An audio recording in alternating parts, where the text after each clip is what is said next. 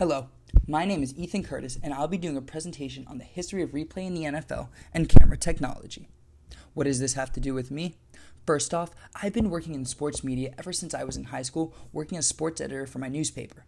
Now, I've taken involvement opportunities working as a sports anchor for WUFT, a student worker for ESPN Gainesville, writing web articles and conducting radio updates, and I've taken classes in sports and TV production.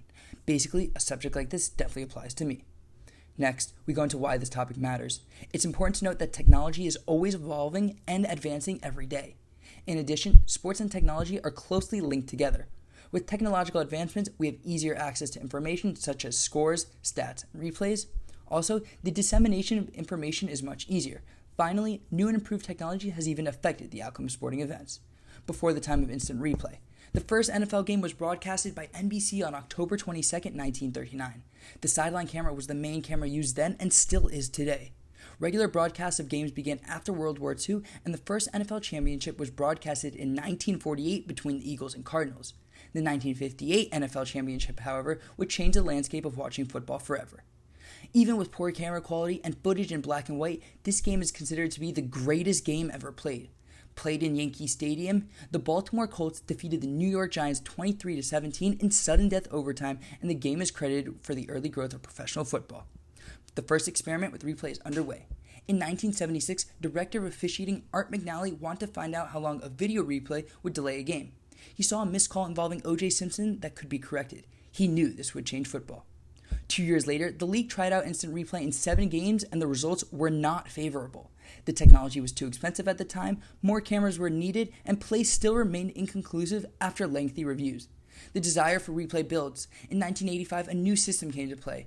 Replays would be checked from a booth upstairs, and then the information was communicated to referees on the field. The vote to use this system in the 1985 playoffs was not passed. In 1986, owners used a limited system, and a vote for replay was needed to be passed before the beginning of every season. In 1986, instant replay finally aided officials. The third snap from scrimmage resulted in a Cleveland Browns touchdown after a missed snap from the Chicago Bears, which put the ball in the end zone. Officials initially ruled that Cleveland recovered the ball out of bounds, but upon further review, instant replay deemed inbounds, giving Cleveland a score.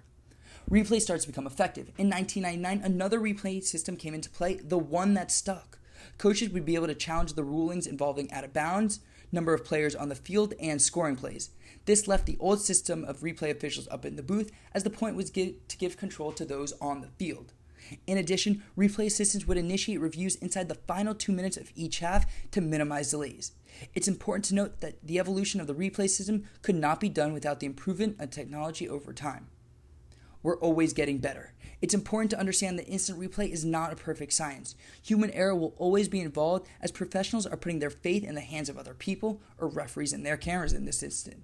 We are prone to make mistakes, but the improvement of technology and the replay system has allowed us to limit those mistakes. Let's take a look at the pylon cam, for example. This is one of the main examples of improvement. The pylon cam was introduced to the NFL in 2015. Camera and audio is installed in the pylons located at each of the 4 corners of the end zone. This allows for the goal line plays to be checked, rechecked, and assured that mistakes are limited.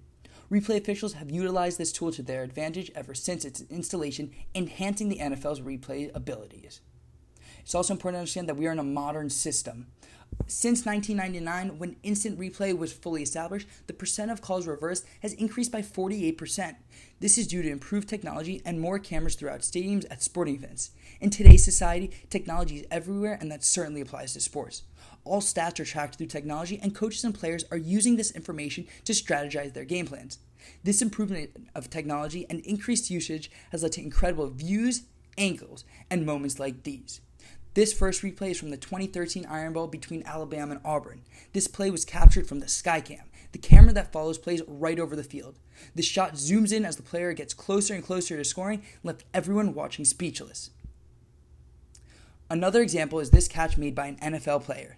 Instead of sitting in awe of the catch, the production aspect of it is off the charts.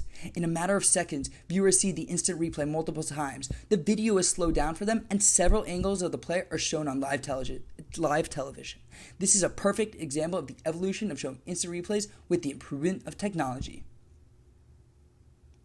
Thank you for watching, and I hope you learned something about the evolution of replay and camera technology in the NFL.